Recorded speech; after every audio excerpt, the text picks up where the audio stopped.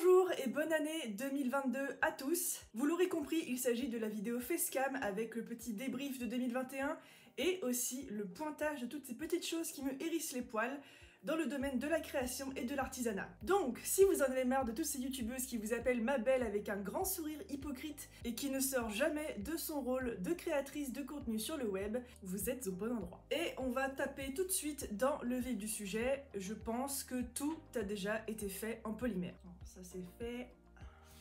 Bon, sans rire, il y a quelques mois, j'avais encore quelques doutes sur le sujet et je me suis penchée dessus, j'ai beaucoup discuté avec d'autres polyméristes et d'autres créatrices en général et j'ai pu en avoir la confirmation, je pense que tout a déjà été fait. Alors par contre, je ne dis pas que l'inventivité en polymère est morte, bien au contraire. Prenons l'exemple d'un mokume, il y a des tas de façons de le faire.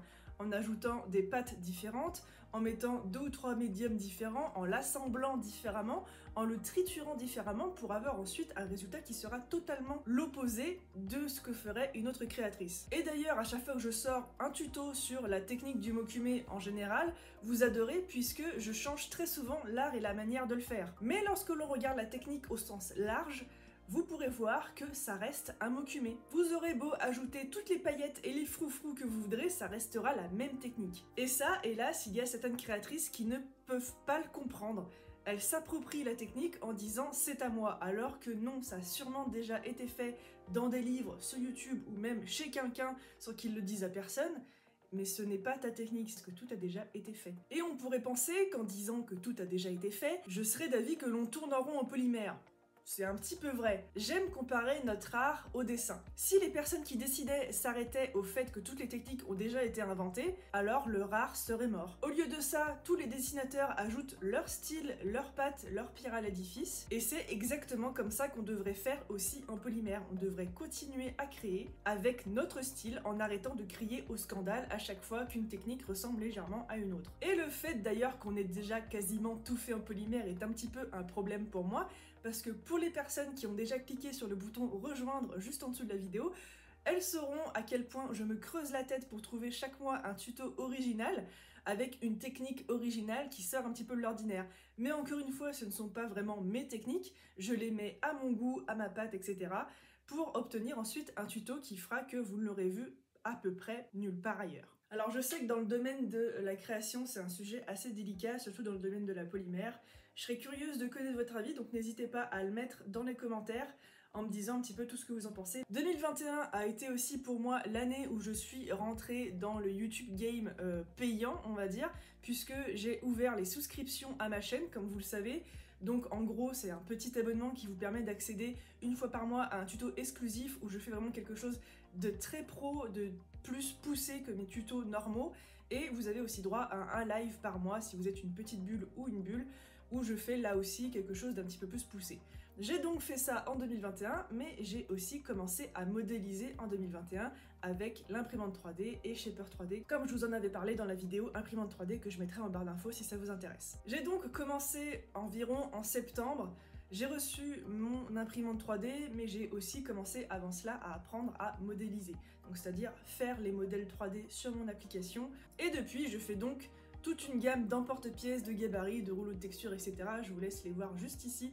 Ils sont aussi sur la boutique qui sera elle aussi en barre d'infos. Un grand merci à toutes mes clientes qui me soutiennent, c'est vraiment un truc de ouf. Le problème de tout ça, c'est qu'il est apparu à mes yeux une nouvelle évidence.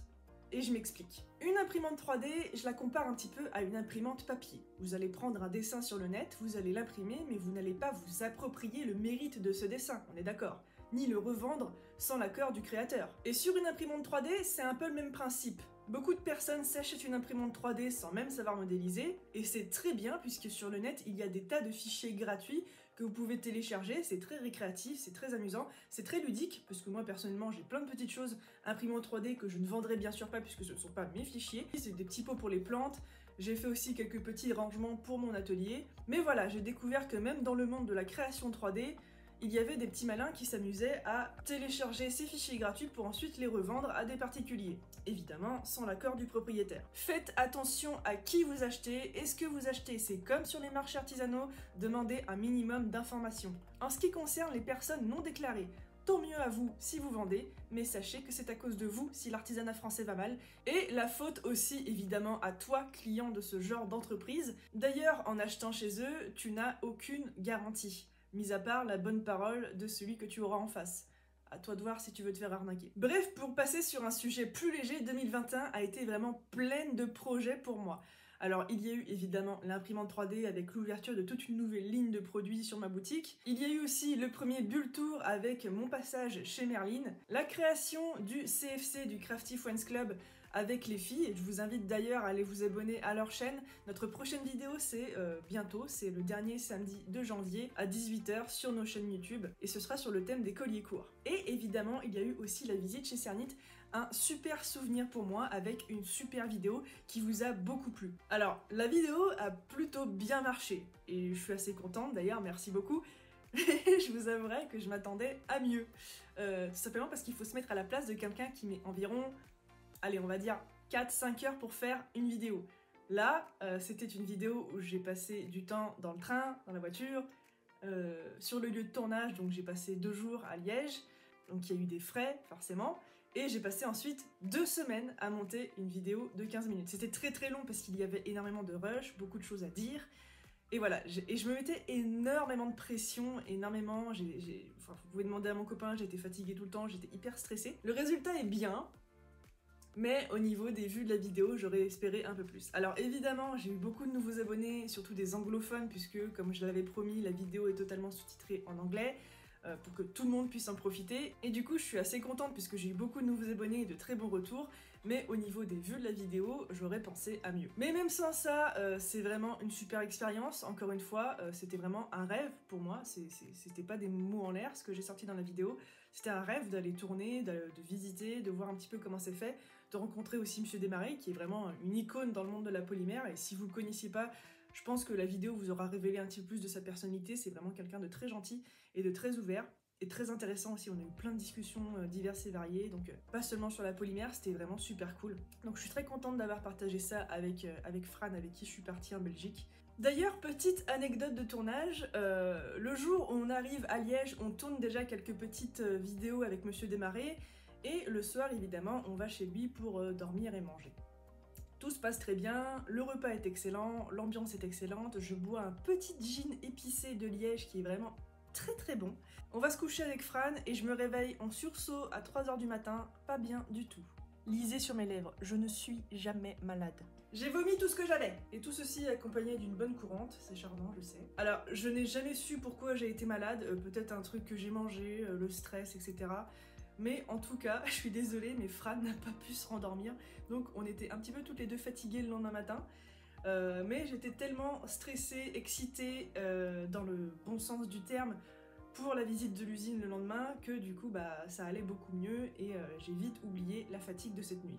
Et comment vous parler de cette année 2021 sans vous parler d'Etsy? Etsy, alors évidemment, vous le savez si vous me suivez depuis un moment, c'est la plateforme sur laquelle je suis pour vendre toutes mes créations et mes produits. Les liens, évidemment, sont en barre d'infos. Et j'ai pas l'habitude de cracher dans la soupe, mais on va pas se mentir, quand t'as pas la thune ni les compétences de te payer un site à toi, Etsy, c'est la bonne solution. D'ailleurs, on dit souvent dans le domaine de la création et des auto-entrepreneurs, etc., que Etsy c'est le meilleur moyen de commencer, mais c'est la plateforme sur laquelle il ne faut pas rester. Le désavantage, c'est évidemment que ça coûte très cher, ils me prennent 20 centimes à chaque vente de produit pour que la fiche se renouvelle, plus la petite commission sur la vente de l'objet en question. Mais l'avantage, c'est aussi qu'ils ont une forte affluence. Ils apportent environ 40% de mes visites sur ma boutique. 40% c'est beaucoup.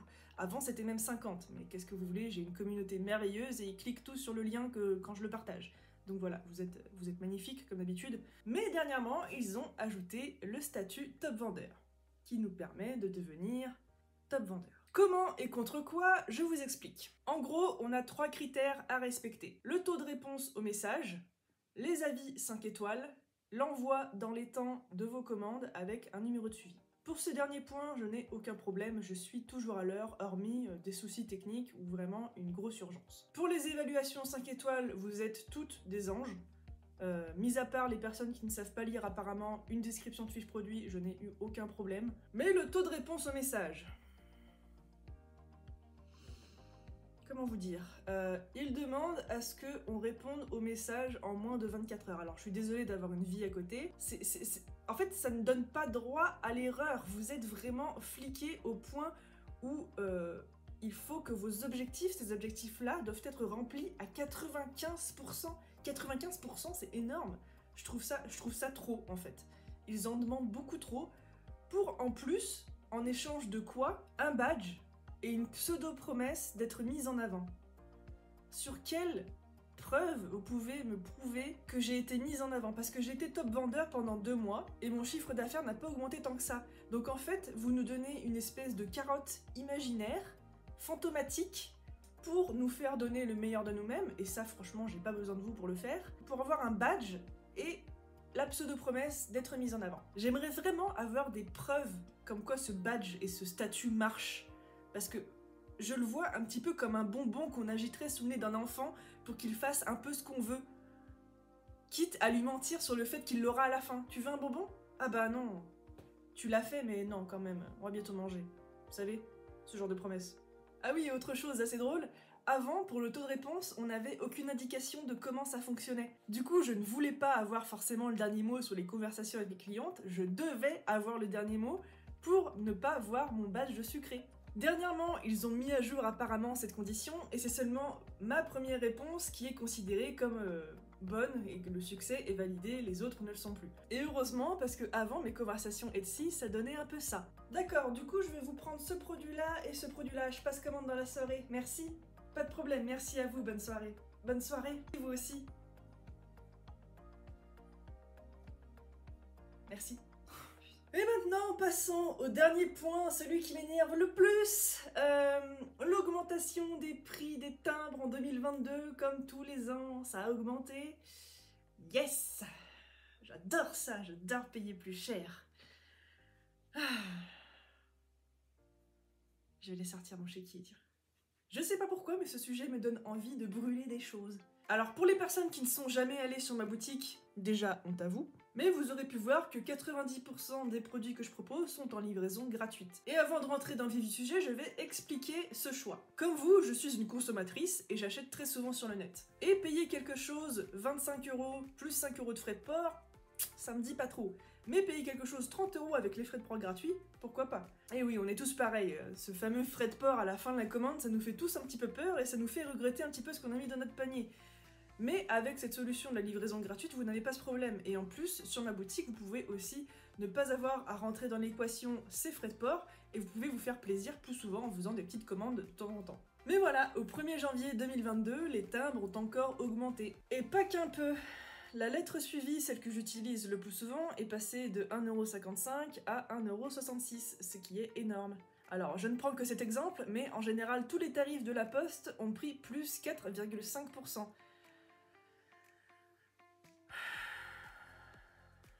Et je crois que le pire, c'est la raison qu'ils donnent à ces augmentations tous les ans. Cette évolution permet d'assurer la pérennité du service universel avec une qualité élevée, dans un contexte d'accélération de la baisse des volumes du courrier et de continuer à moderniser les offres pour répondre aux usages et aux besoins de ses clients. Une qualité élevée.